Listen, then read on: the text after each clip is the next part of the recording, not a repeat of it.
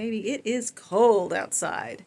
And if your school or office is closed, or you're going to be snowed in, or you just want to stay inside, here are three things that you can do to help move your organizing goals along.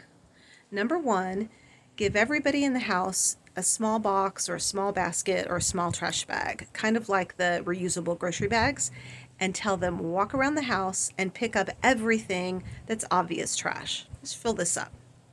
Number two, give everyone a similar sized container or bigger and say, now walk around the house and find everything that belongs to you but you don't want anymore. You don't want to have to put it away, it doesn't fit you, you don't like it, you know someone else needs it, and fill that bag up.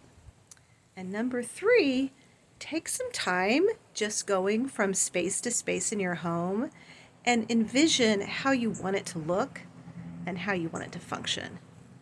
Write that down, and we'll move forward with that later. Have a wonderful weekend.